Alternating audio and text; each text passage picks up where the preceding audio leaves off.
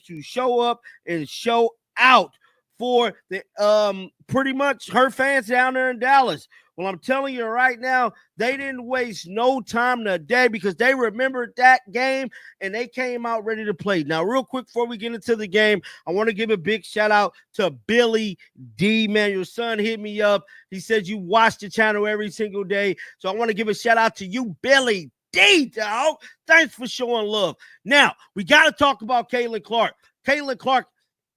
The Indiana Fever delivered an outstanding performance in Indianapolis, showcasing a remarkable transformation in their playing style. The team appeared to have adopted a read and react approach, with Caitlin Clark receiving significantly more ball handling opportunities. This strategic shift resulted in a more efficient offensive system that created numerous scoring chances throughout the contest. The matchup proved to be an entertaining spectacle, with both teams demonstrating high-level basketball skills. While there were some concerns during the second half when Paige Bueckers began to find her rhythm, the overall execution remained impressive. The last encounter between these teams saw the Dallas Wings standout player make a significant impact, but this time the Indiana squad came prepared with a different game plan. Just incredible game, bro. Incredible game for her. Let's pull up the box score real quick before we get into what the world is saying. I think Caitlin Clark might have trolled the team to get back, to get the ball back, bro. And it worked. And she used us content creators and the fans to do it. Now, this was just one game, but I'm telling you, I believe Caitlin Clark strategically did this to get the ball back, bro, because she knew we all was going to talk about it. I'm telling you. The final score reflected Indiana's dominance, with the Fever securing a convincing 102-83 victory. This comprehensive win demonstrated the team's ability to execute their strategy effectively across all four quarters. The performance resembled that of a well-coordinated unit, with each player contributing to the collective success. Caitlin Clark's statistical line showed remarkable improvement in ball security, recording only 2 turnovers while dishing out 13 assists and scoring 14 points for a double-double performance. Her shooting efficiency could have been better, but the overall contribution to team success was undeniable. The reduced turnover count represented a significant development, addressing one of the main criticisms of her recent performances. Get the ball back, bro, because she knew we all was going to talk about it. I'm telling you right now. So, current score of the game was 83-102, belt to ass, bro. I just got to be for real. The Indiana Fever came out looking like the Avengers, bro. The Avengers. Now, that's a term we ain't said on the channel in a mighty long time. They looked like the Avengers, bro. Caitlin Clark was cooking, bro.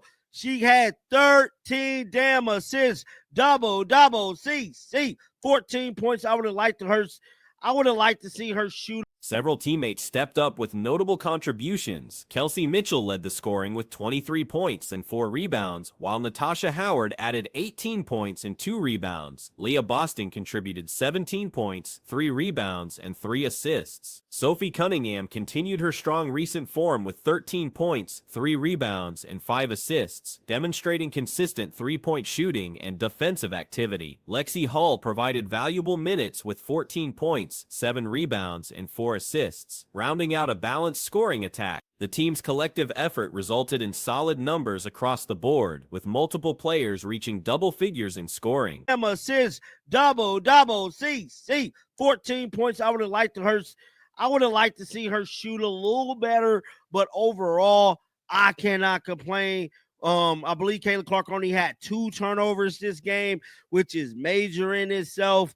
But overall, I can't be nothing but happy about this dub, dog. I mean, I am ecstatic about this. Kelsey Mitchell, 23-4. Oh, my God. Natasha Howard, 18-2. Leah Boston, 17-3. Sophie Cunningham, another big-time game for Sophie. Clark's footwear choice generated significant social media attention as she wore custom Kobe 6 Cookie Monster sneakers that featured unique design elements. The shoes displayed "no crumb left on the court" messaging, which resonated with fans and created widespread discussion online. Nike's promotional activity around these custom sneakers indicated potential future release plans. The game was played at a high-intensity level, with Clark logging 25 minutes of action. Her 5 steals demonstrated active defensive engagement, while her assist total reflected the team's improved ball movement and offensive flow. The performance addressed several concerns about her role within the team's system. For Sophie, I don't know what the hell they said to Sophie, but Sophie been pulling up from 3. Sophie been getting steals. Sophie been balling, bro. I can't even lie. She been balling, man. 13, 3, and 5. I can't even lie.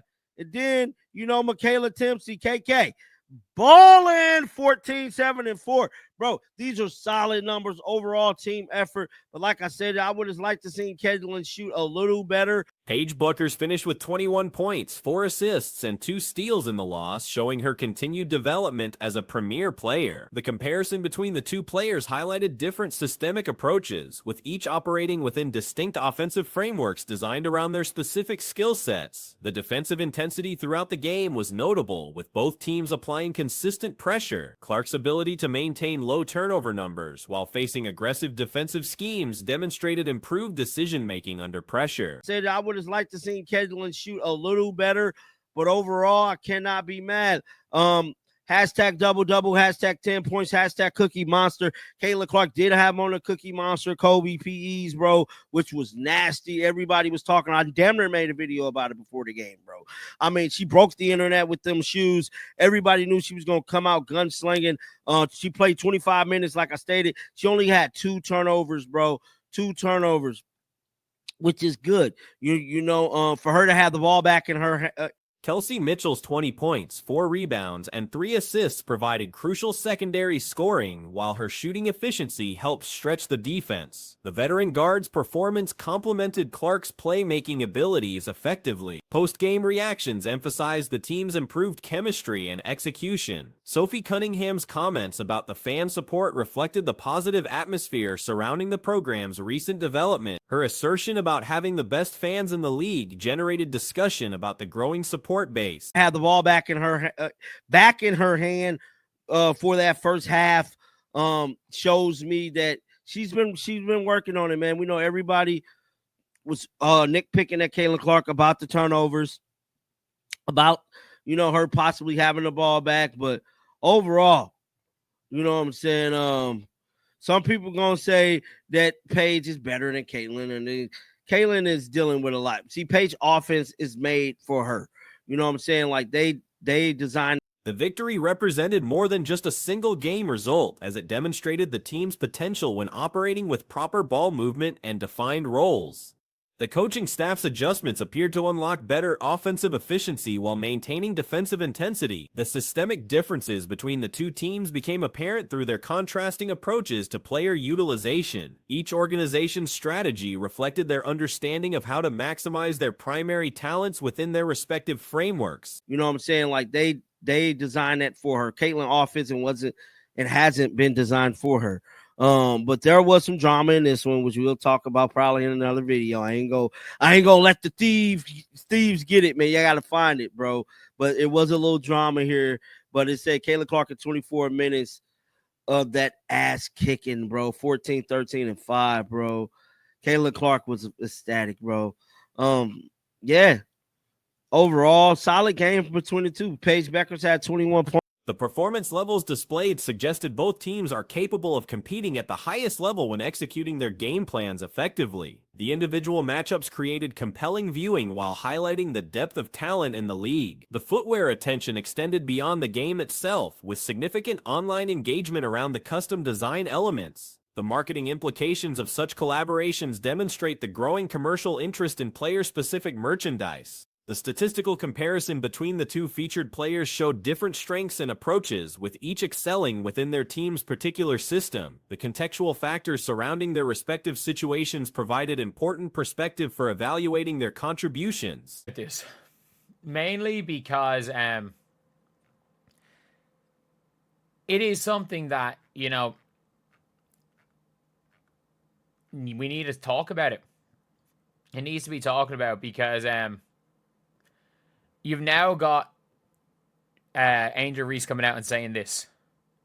And by the way, let's just, for context, the Chicago Sky just won their first game against a team above 500 in like 360 days.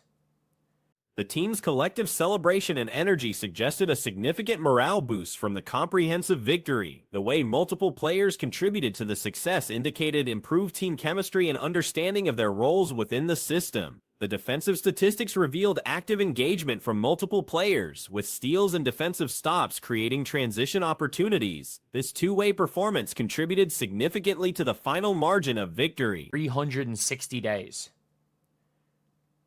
Yes, I know a year is 365 days. If they had gone to this week, where they're playing the Wings again, or the Lynx again tomorrow, if they had lost to the Lynx yesterday and lost to the Lynx tomorrow, they would have gone an entire calendar year without beating a 500 team. And let's take a listen to what she answers for a question. And it's just a great win in front of our home crowd. Camila Cardoso returns to the starting lineup. You both finished with double-doubles. She ends up with an incredible... The game's flow and execution demonstrated what the team could accomplish when operating with proper spacing and ball movement. The offensive efficiency metrics reflected the positive impact of strategic adjustments and player development. The crowd's energy and support throughout the contest created an electric atmosphere that seemed to energize the home team's performance. The fan engagement levels continue to grow as the team's play improves. The victory served as validation for the coaching staff's approach and the players' commitment to executing the game plan. The comprehensive nature of the win across multiple statistical categories indicated genuine improvement rather than a single-game anomaly. She ends up with an incredible block of Courtney Williams to end the game as well. What are some things that you saw in her in that tandem that you guys had today? Somebody said we wasn't the best young core in the league. I think we're the best young core in the league, for sure. Hands down, the Sky Surfers, we do it every single night, so I'm really proud of everybody. We're hands down the best young core in the league. Ironically, there are two young cores that in the last 365 days, she is 0-2 against both. Angel Reese has been performing exceptionally well lately, delivering outstanding performances on the court. However, her recent comments have created controversy as she appears to have overstepped by making claims that may prove difficult to support. Her statements essentially suggest that she considers herself superior to Caitlin Clark, or alternatively, that Cardoso significantly outperforms Leah Boston. This declaration comes at a particularly interesting time, considering the Chicago Sky recently secured their first victory against a team with a winning record in approximately 360 days. The timing of these comments is noteworthy. The Sky had been struggling against competitive teams for nearly a full calendar year. Had they suffered defeats in their upcoming games against strong opponents, they would have completed an entire year without defeating a team above 65 days. She is 0-2 against both. 0-3 against one and 0-2 against the other. She has the combo. Actually, no, sorry, they lost once to the Mystics with Camila Cardoso there. One, she wasn't. They are 0-4 against the two best young cores in the league. The Washington Mystics, whose young core don't have the highest ceiling, but their young core is under 25. I think Angsler's under 25. I would love Emily Angsler on the Fever. I think she's a great, Following their recent victory at home, with Cardoso returning to the starting lineup and both players achieving double-doubles, Reese made her declaration. When discussing the performance in the partnership with Cardoso, she boldly stated that Chicago possesses the premier young talent group in the entire league, expressing complete confidence in this assessment. This claim becomes particularly intriguing when examining the actual performance data. The Sky have struggled significantly against the two other young cores widely considered elite in the league. under 25. I think Angsler's under 25. I would love Emily Angsler on the Fever. I think she's a great, 10th player on your team. I think she kind of just does it all. Okay, she's 25. Let's say 25 and younger is young core in the WNBA. They have Kiki, Lucy Olsen, Leah Edwards, Sonia Citron, Emily Angsler, Jade Melbourne, and Shakira Austin. Shakira Austin, 25 and younger. She's not 25.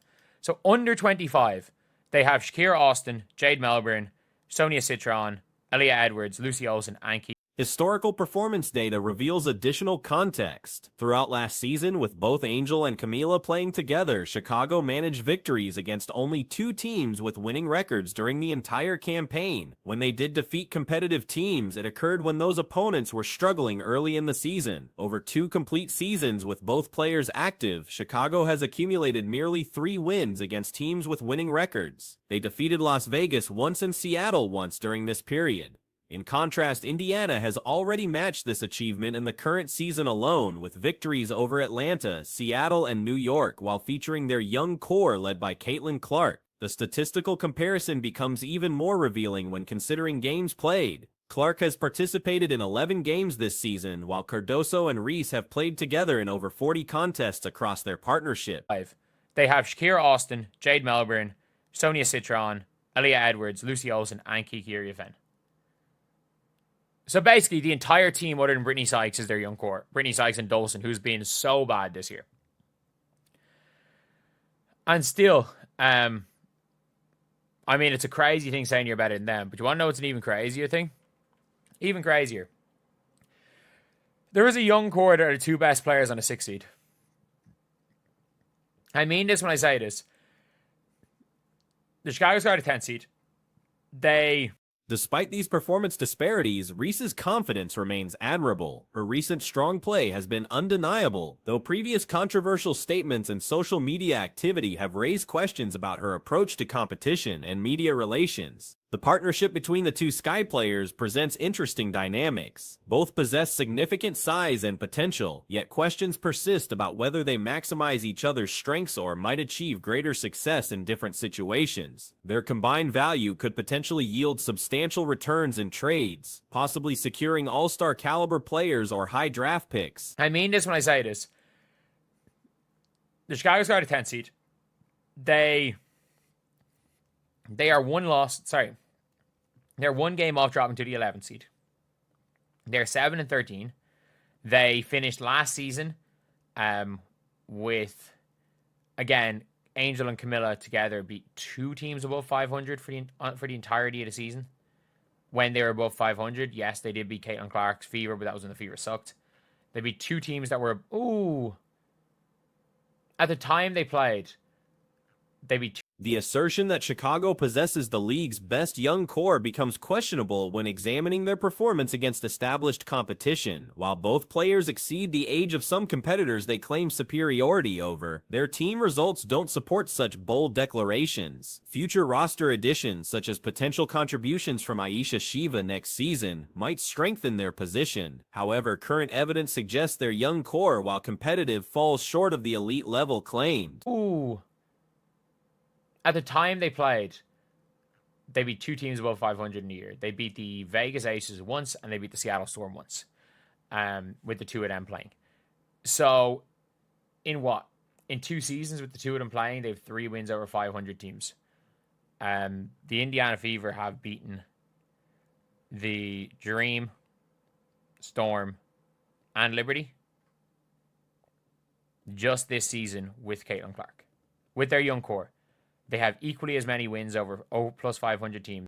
Comparisons to other young groups in the league yield mixed results. Chicago likely surpasses teams like Los Angeles, featuring players like Brink, Rakia, and Sarah Ashley Barker. They also appear stronger than Dallas's young talent, including Gweil Soder, Paige, JJ, and Isaiah James. However, the declaration creates pressure and expectations. By claiming superiority over established talents like Caitlin Clark, Reese has essentially challenged herself to prove these assertions through performance rather than statements. The confidence displayed is noteworthy, but professional success requires translating college achievements into consistent professional performance. Past collegiate victories become irrelevant when competing at the professional level, where sustained excellence matters most.